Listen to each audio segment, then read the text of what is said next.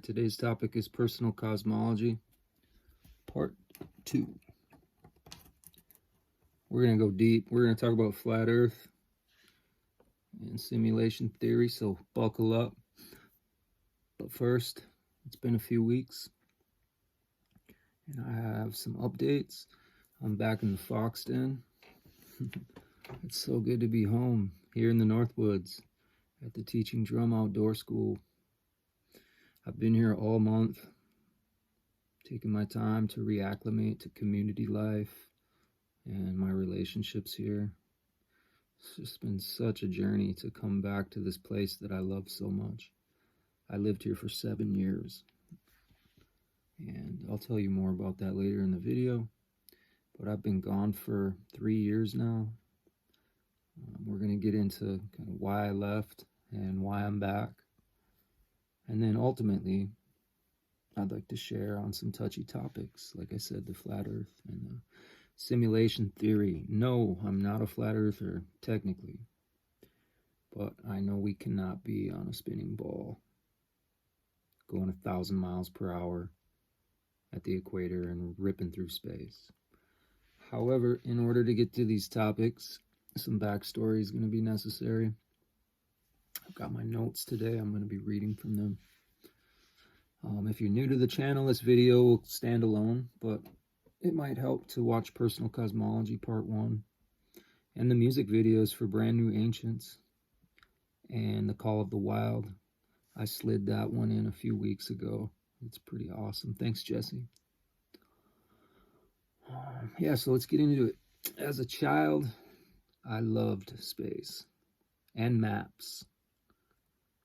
I dreamt of being an astronaut or a cartographer when I grew up. I actually went to college to be a firefighter, but I ended up becoming a medicine man. But as a young person, I was fascinated with conspiracies. The JFK assassination, Atlantis, Roswell, the Bermuda Triangle. I love to read. I found out about fractional reserve banking like way too early. Drugs too, for that matter. I became a rebel of sorts, and I turned 20 on 9/11/2001 and dropped out of firefighting school. I definitely ended up going down the wrong road, and I got busted for a bank robbery. I did a 51-month sentence in federal prison, and I learned a lot in there. We'll talk about all of that in another video, but let's just say I read a ton of books. Got myself healthy. Yeah. After release, I spent 7 years in Minneapolis, just like chasing money. I worked at the Hilton.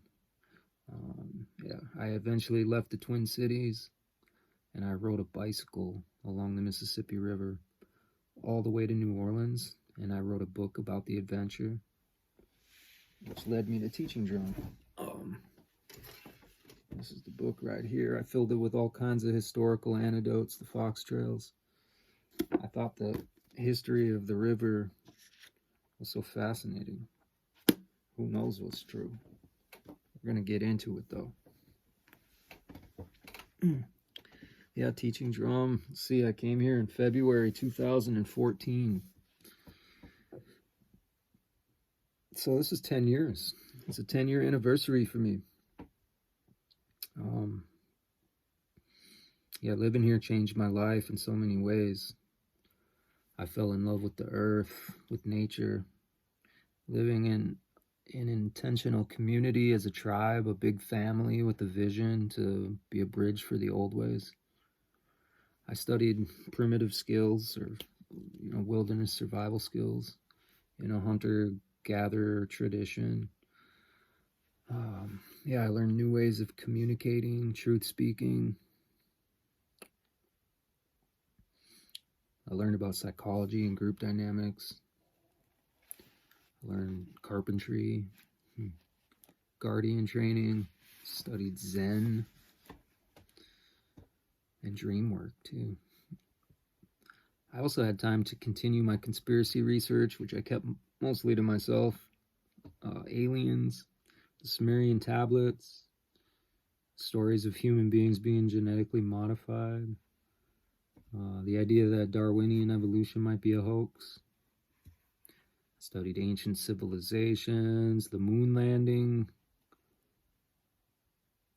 Yeah, I got a little tricked by the Graham Hancocks and Joe Rogans out there, and I did lots of DMT and mushrooms.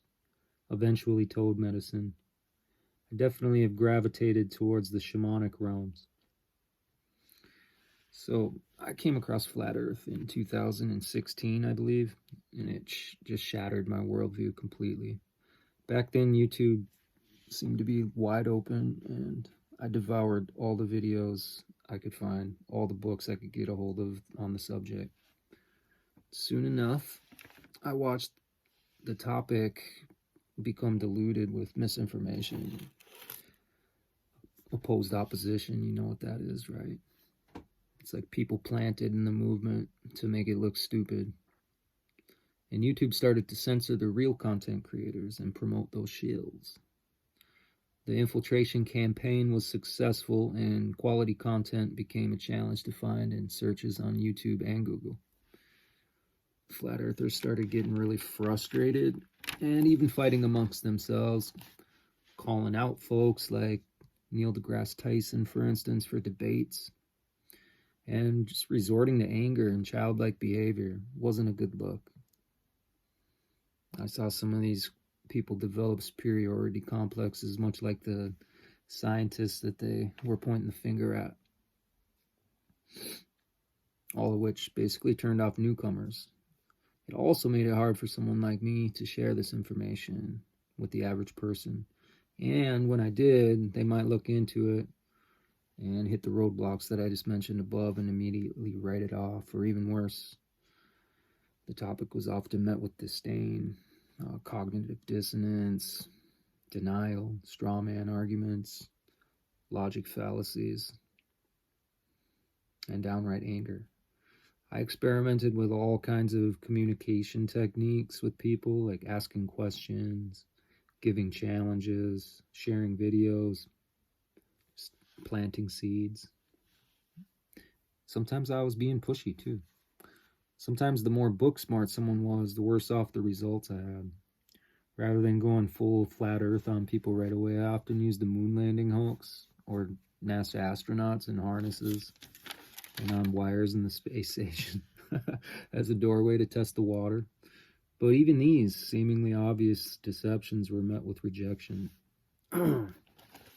Definitely lost a few friendships, and a number of romantic partnerships were affected by my worldview. You know, when you start thinking about if you want to have kids or not, and you want to be on the same page as your mate, and you want to have a vision for how you want to shape and guide a young person in this world. And the cosmology stuff was really important to me back then. I mean, it even caused some pretty big issues with two of my mentors. I mean, and it went both ways. I thought, if they can't see this, then how can I continue seeking guidance from them? You know? I think that I've observed the baby boomer generation and the older people. They tend to watch mainstream news, read the paper, follow politics and professional sports almost religiously, all of which, in my opinion, are controlling people with fear and polarization.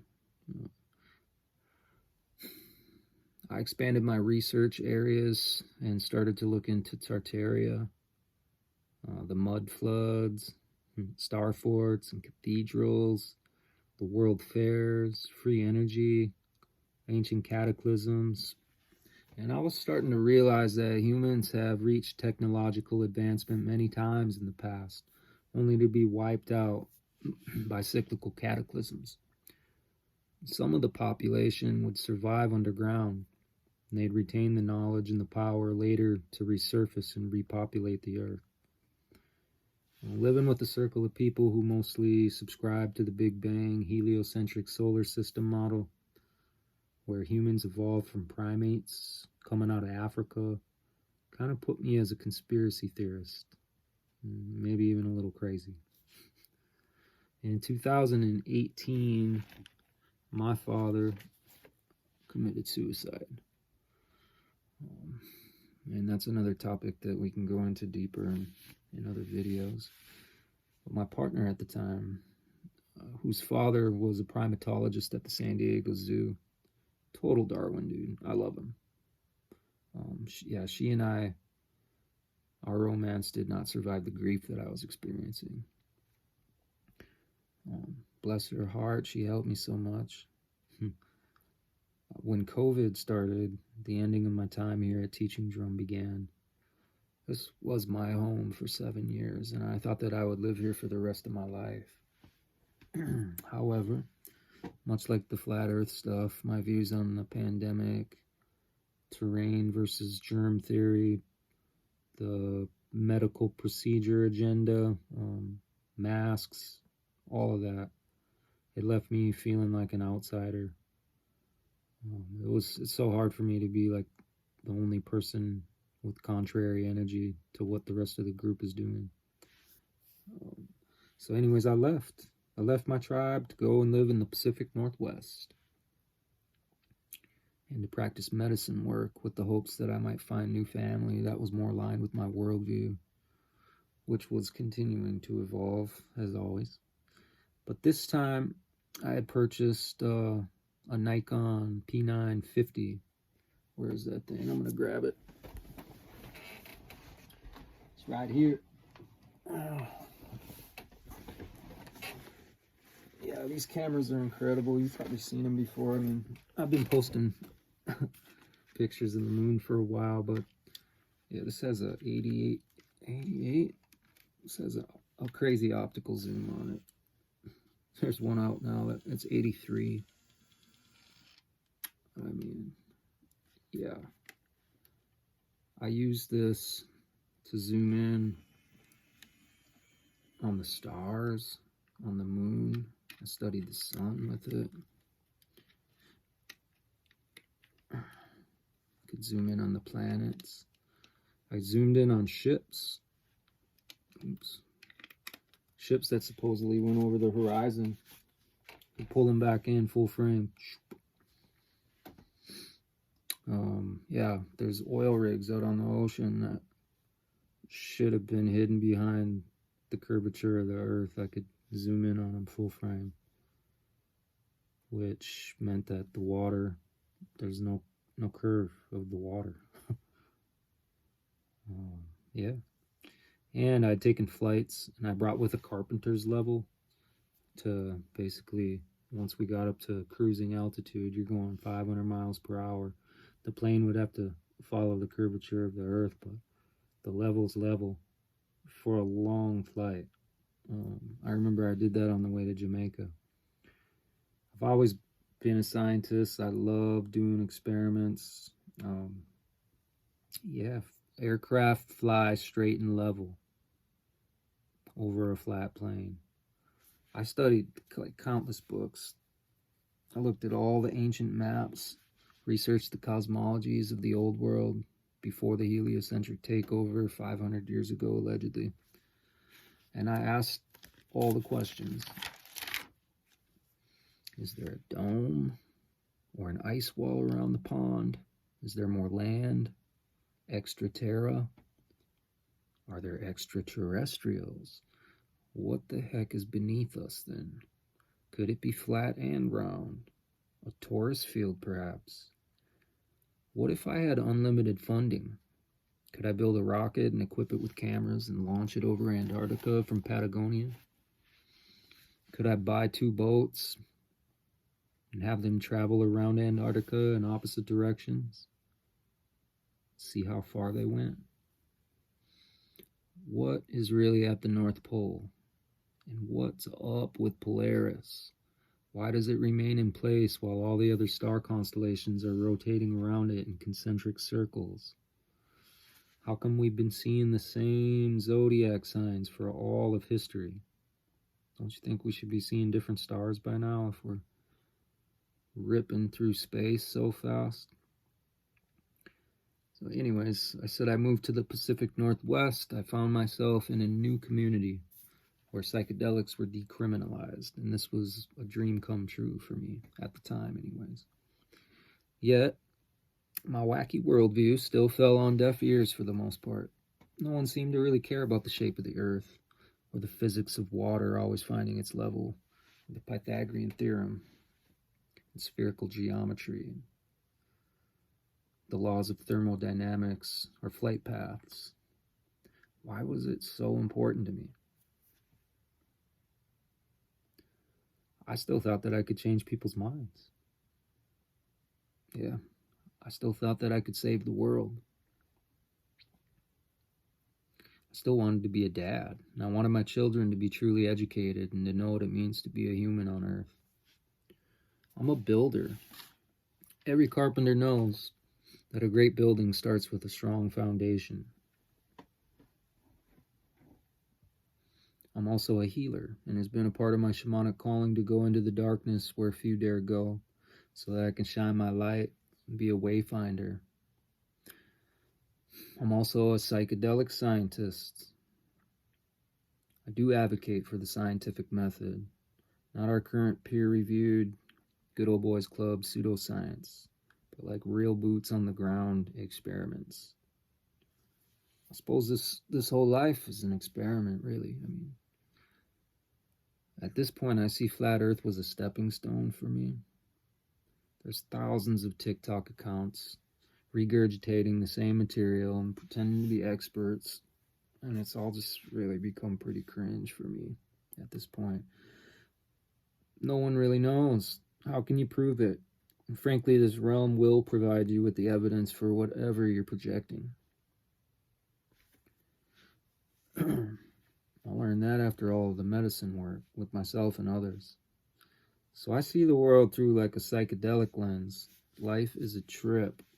And it seems like the nature of our reality alters itself according to the heart and the mind of the observer. Like a dream or a DMT trip. Flat Earth was a stepping stone to simulation theory for me. I imagine I was probably a Gnostic or a Cathar in a past life, but I do trust in a benevolent creator that's outside of this construct. And I am co-creating my life in accordance with that relationship. My extensive experience with the toad medicine, 5-MeO-DMT, which allows a person to be in non-duality temporarily, gives me faith in a world beyond this one. Place of unity consciousness, place that feels like home.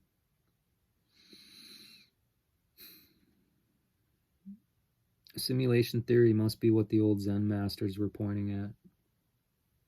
It's just they didn't have the modern language to describe like computer technology as simulation. Even your beloved Elon Musk subscribes to the such. The evidence that I see is in the stars in the sky. The firmament holds the mystery. Polaris at the center. Also the placebo effect, things like retrocausality. This all lends to the holographic nature of the construct. The math behind our true history and the ancient cataclysms, like it shows computer precision and patterns way too perfect for the chaos of a Big Bang theory. Our ancestors may have been primitive at times after resets, but humans have undoubtedly been advanced in technologies many times in our past, even beyond what we have today. There's no way cowboys with horses and buggies built the elaborate stone structures and star forts and cathedrals. We are the inheritors of a majesty beyond our abilities. Yet our abilities are also immense and beyond our current understanding. We are the ancestors, the brand new ancients. We built the pyramids, and the power systems have always been pyramidal, with the ruling class at the top, completely in the know, and the masses below, often clueless or even worse, intentionally misinformed and manipulated for power and control. This ruling class basically inverted our entire existence.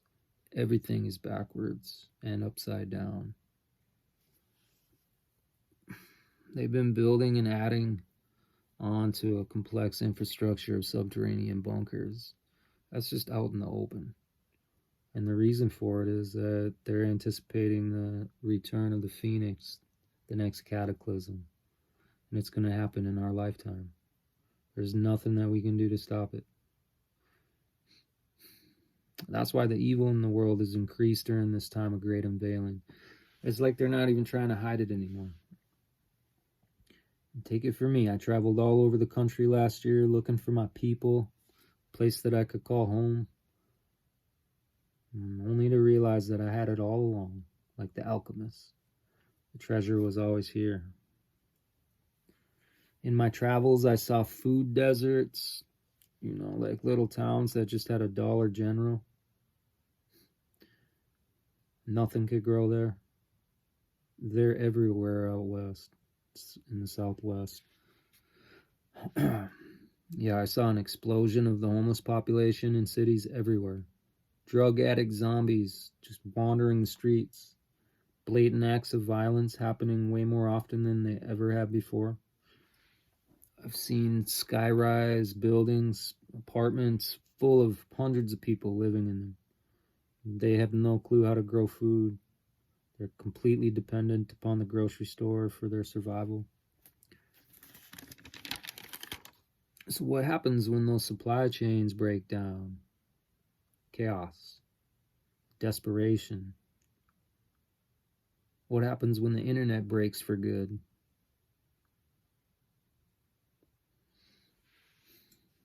Something to think about. So I've returned home to my tribe.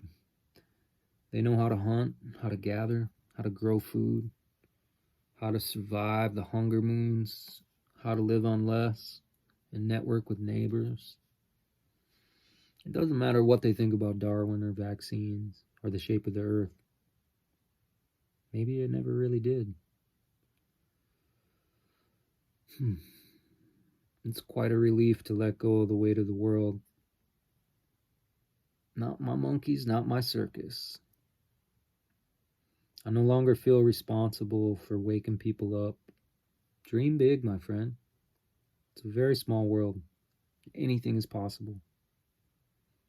And ultimately, what I've shared here is how I live my life, but the truth is, I don't know. And neither do you. I'm all right with the mystery. I'm just passing through. All the old ways are alive in me again. It's so good to be back on this land that I love so much. With my people.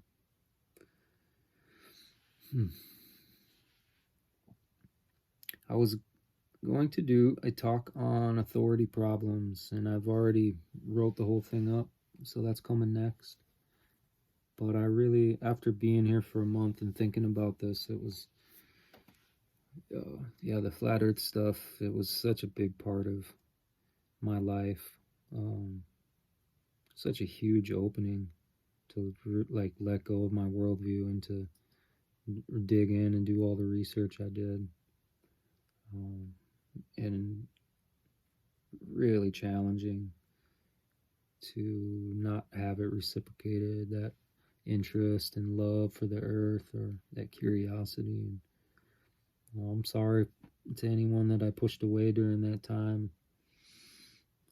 I kept a lot of it to myself just out of fear of being ostracized even more than I already felt I was. But yeah, my close people know what I've been going through, and yeah, it's an honor to be where I am with it right now, and I thank you for listening. I wonder what you think. All right, we'll see you next time. Until then, be wild.